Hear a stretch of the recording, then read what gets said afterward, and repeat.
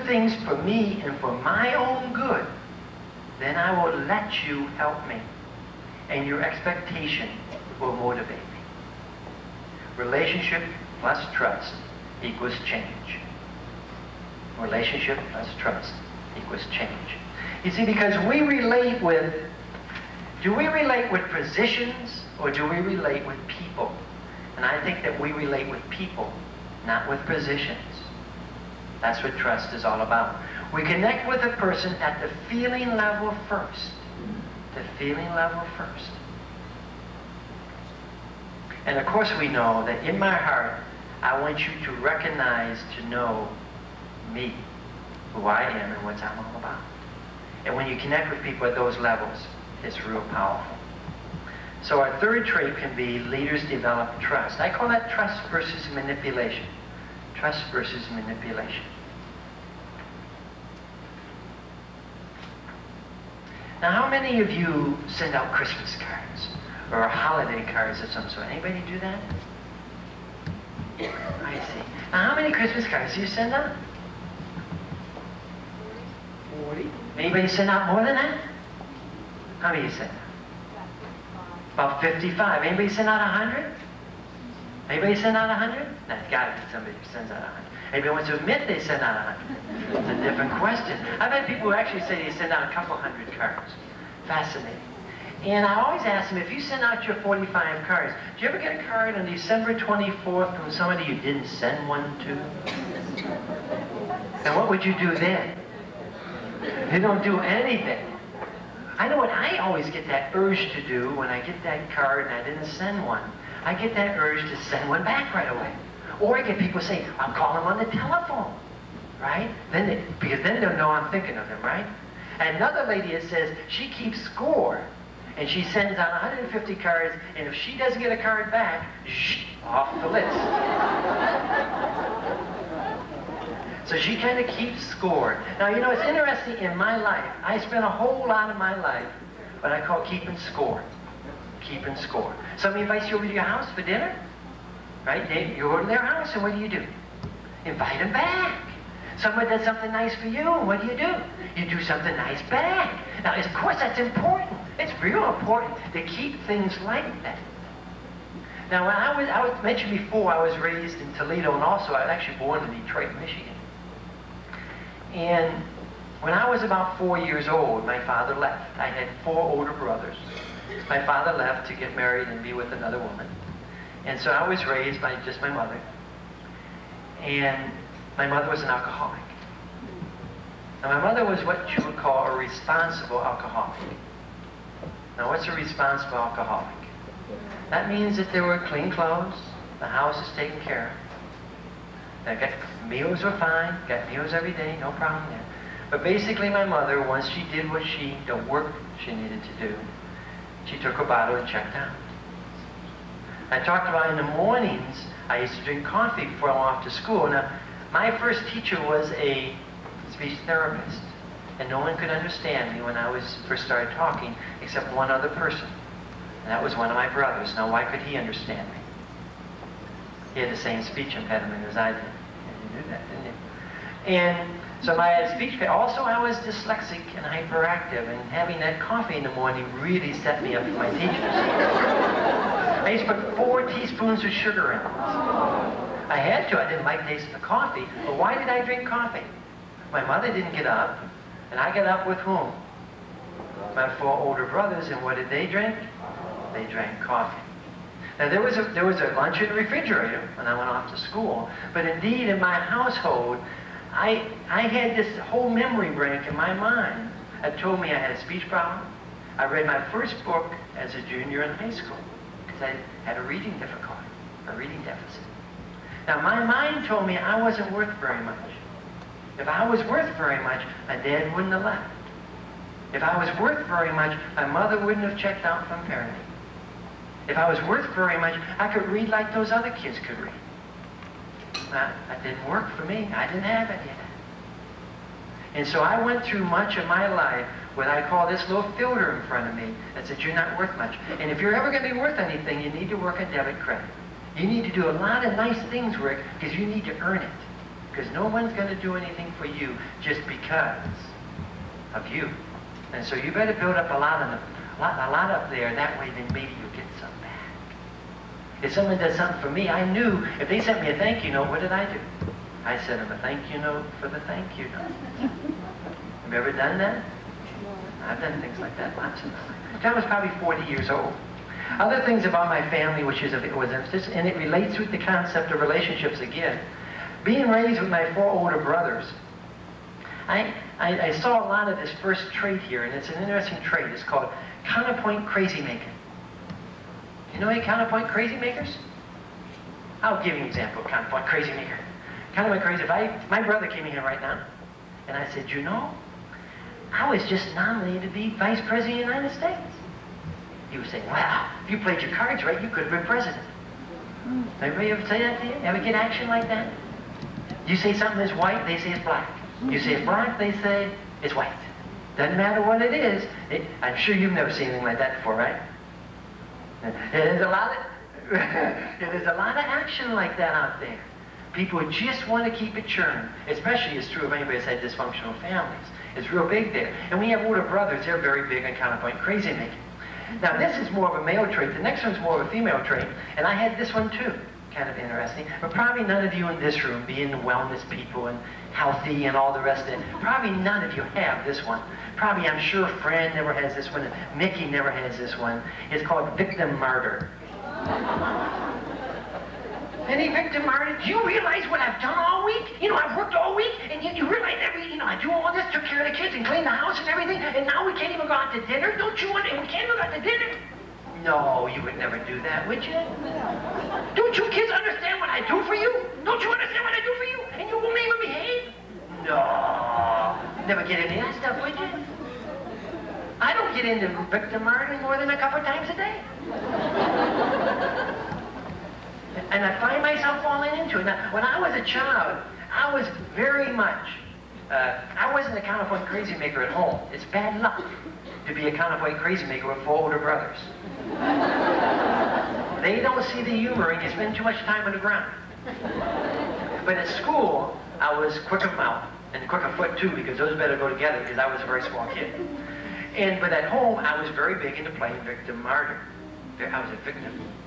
So I played that out a lot. Now what I want you to hook into here isn't that these things are wrong. Because I tell you, I get into both of them all the time. Do you think I like the counterpoint crazy making? Was I doing a little bit of right here with Ed? You see, we were kind of going through a little fun here, a little counterpoint crazy stuff, and we could get into that. I know that when I'm working with Ed here, if I'm counterpoint crazy working, I'm not building trust. I'm not building trust here. So that's up here. I know that.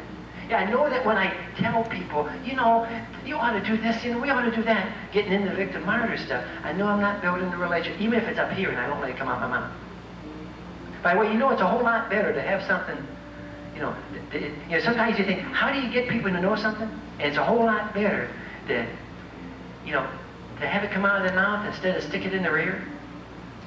Ever have that little quote? Sometimes you just want to stick it in their ear, don't you? But if you can get it come out of the mouth, it's a whole lot better. It's fascinating up here that you get into both of these things, and these aren't bad. They're not bad. But I know that I'm at my best self when I'm catching myself and I'm not playing the victim martyr, or I'm not playing the counterpoint crazy maker. So I'm not trying to say they're good or bad, but the things I catch myself, I know they don't develop trust. There's other issues, too, about touching lives of people. And indeed, Fran talked to you about that earlier. And I can reflect back to, again, when I was in school. When I was in about 5th grade, we were all in a church. I went to a Catholic elementary school. We all were in church, and I was sitting near the front because it was a K-5 school, and so I was one of the older kids at that time. And I can remember we were learning, the choir director was directing, so all of a sudden the choir director stopped everybody and came over to me and said, "Rick, I want you to sing very low." Now, what my mind told me was that meant I didn't have the sing gene. God didn't give me the sing gene. If you would ask me today if I can sing, I can say, nope, didn't get that sing gene. And it's fascinating. I still remember that whole scene. I also remember when I was in high school. In high school, I graduated in the top 90% of my high school class. Now, you got to think about that one a while. And actually, I had a lot of trouble in school. Lots of trouble. I was suspended at least twice a year. You were allowed to be suspended 3 times before you were thrown out. And I knew how to count real well. I could count to 3. And so when I got done with 2, I knew the time was up. And I can remember going through these every year. I was suspended at least twice. And with about a month and a half to go in high school, I announced to the priest, I went to school that was taught by priests, I announced to the head of the school that I wanted to become a priest and go away to a seminary. Now, he didn't quite know how to handle that. He thought maybe God worked in strange ways. But actually, the interesting part of this story is after graduation, I came to Maryland, and I was in Charles, Maryland, just about 60 miles north of here, in the Oblates of St. Francis de Sales Seminary. And it's interesting that at that time, I still had this filter in me that was telling me I wasn't worth very much. And at graduation night, I didn't expect my father to come. It was an indoor graduation. I don't know if you have those here, but you needed a ticket to get in to graduation. And I can still remember my father calling. He told me earlier he wasn't coming. But I can remember about 4 hours before that, he gave a call and said, I'm coming. I'll be there. And so I went to the priest that was running the graduation, and I said, I need another ticket because my father's coming. His response to me was, I don't have another ticket. And if I had my way, you wouldn't be graduating tonight. But they told me I had to graduate. And that was another little filter that stayed in my mind that told me I wasn't worth very much. And they were even letting me graduate.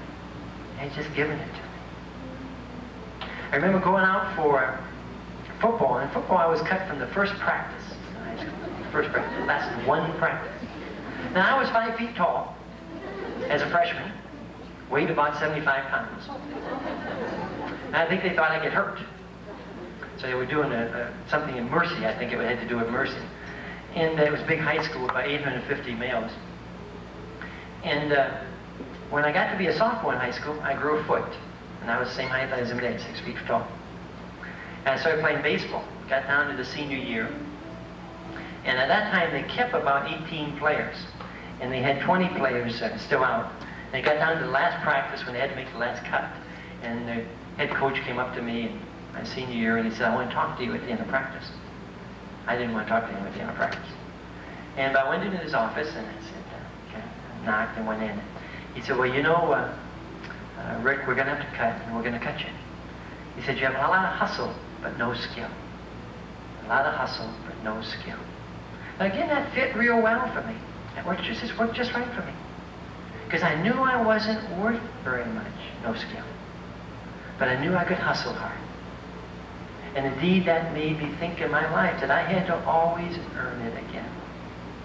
I had to work hard, because I didn't have any worth myself. So I spent 40 years of my life trying to earn love, instead of actually believing I was lovable for who I was. I don't know if any of you ever get in that sometimes, thinking that maybe you have to earn it. But those are some places that touched my life. When I went off to the seminary in Charles, Maryland, I was there for a better part of a year, and the headmaster there was the most powerful man I've ever known. And I say powerful because of internal strength. He had incredible internal strength. When you saw Father Callahan, you knew what you had to do. You knew what you should be doing. He didn't have to talk. I actually was there a better part of the year, and I heard the man talk 3 times. 3 times better part of the year. Remember, one of the times had to do with when we were having a shaving cream water balloon fight. But actually, merely just seeing him, we all knew what we were supposed to be doing. The last time I heard him talk was when I announced I was going to leave the seminary. And I had written a note to him, and he'd written a note back asking me to come down to the office. So I came down to his office and went in. And he didn't say very much because he was a man of very few words. But he said, you know, Rick, we're going to miss you. He says, we know you have a lot of talent, and we know you could be a leader, and we hope that you do that someday. And it changed my life. It changed my life.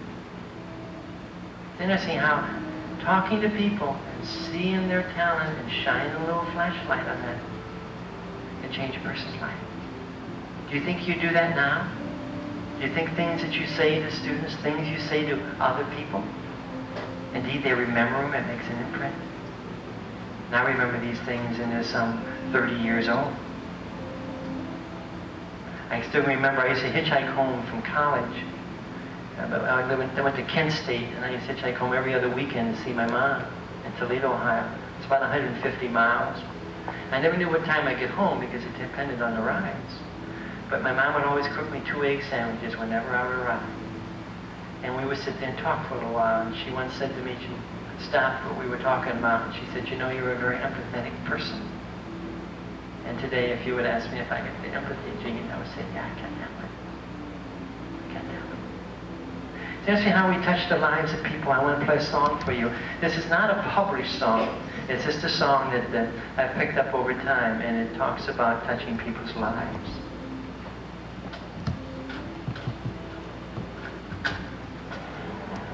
Someone took the time to touch my life, cared enough to share themselves with me.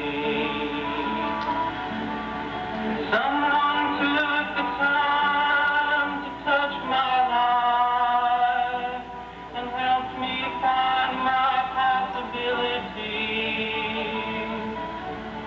And once in a while I get this deep down feeling, and I don't know what to say or do.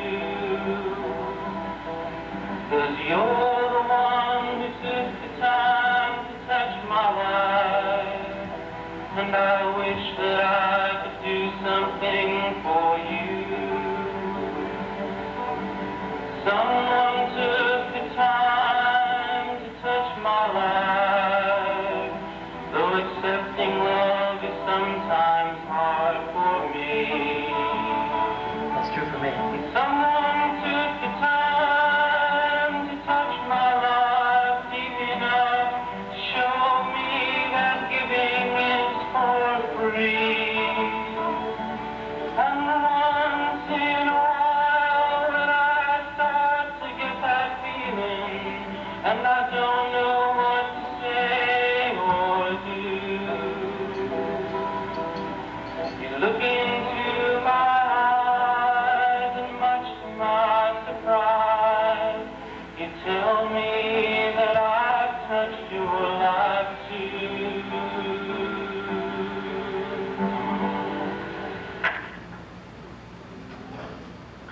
And indeed, touching lives is what our lives are all about, what wellness is all about, and what leadership is all about. I call that leaders touch lives positively, because the issue of love relates to touching lives positively. There's also the issue of control, which is another whole thing we could talk about. Because some people help others for control, but if indeed you're helping them to let them be free and be their own selves, make their own choices, then indeed you're loving them.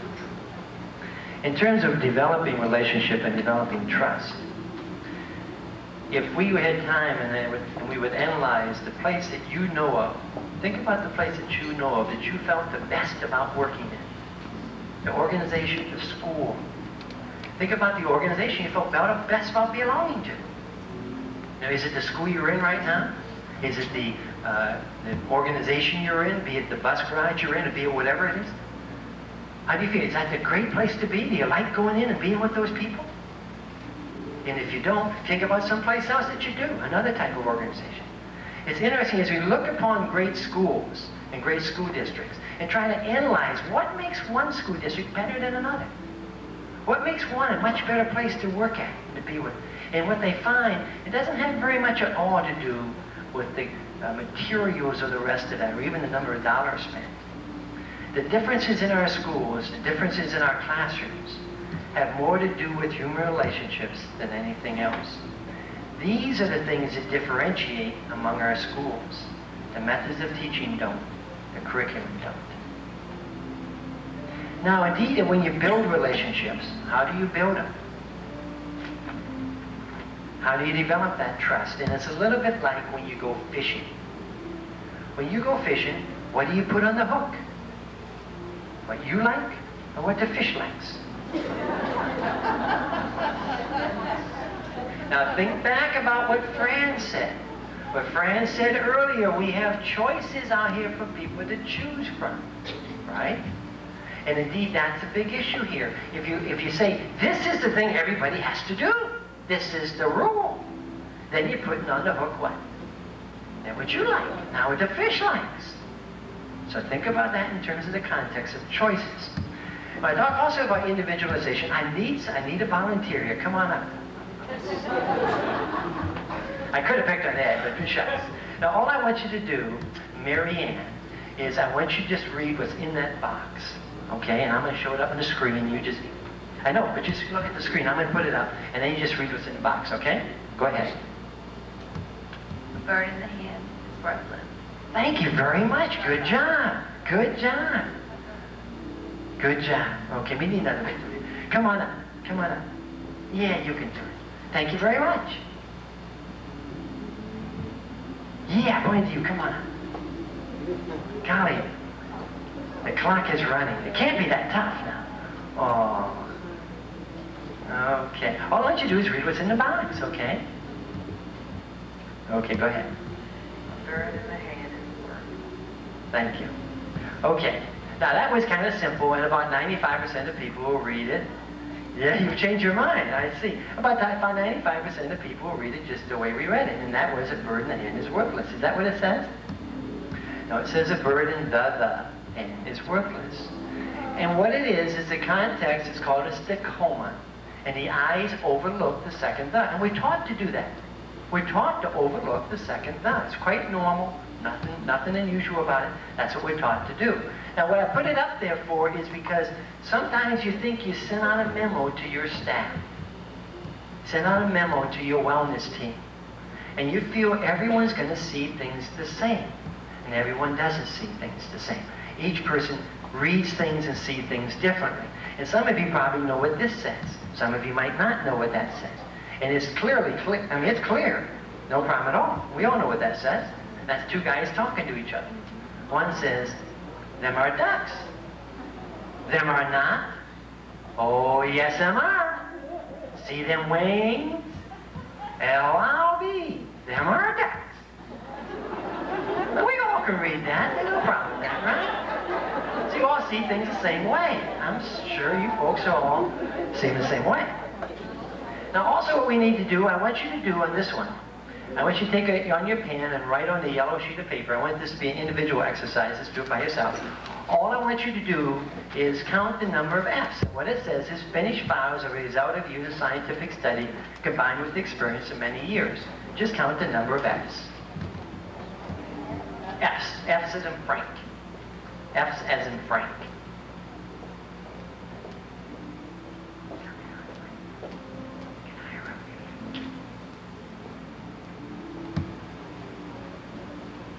No problem at all. No tricks.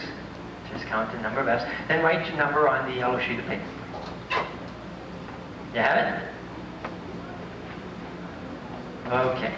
Just count the number of F's. Okay, write them down. Now I'd like to have everybody participate. Actually, if you've done this before, then maybe you don't have to participate. But if you haven't done it before, I'd like to participate. Now, all the people, all I wanted you to do is raise your hand with the total number of F's. No tricks. Total number of 1, raise your hand. Total number of 2, raise your hand. Total number of 3, raise your hand. Very good, good job. Total number of 4, raise your hand. Total number of 5, raise your hand. Oh my God, look at these people. That's weird people. Total number of 6, raise your hand. Oh my gosh, look at these people. How could that happen? Did you guys read the same thing we did? Did you read it twice? I said, 6. How many 6s? Raise your hand, 6. Look at that. How about 7? Any 7s out there? Oh, we went 3 through 6. That's 7 back there. Now, this is how wars begin. We all read the same thing. I mean, my goodness, you're going to send out a flyer to your staff, and they're all going to read it and understand it clearly. Just send it out. Oh, no problems. We got 3 through 6, 1 sentence. Boy, I don't understand that. And actually what we could do is go through and do this again, but I want to speed up the time a little bit. And actually what there are 6 F's there. And what there are is 1 in finished, 1 in files, 1 in scientific, and there's 3 OFs.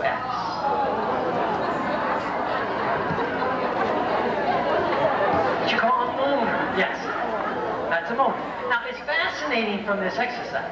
What I want you to remember from this exercise, I want you to remember that people see things differently.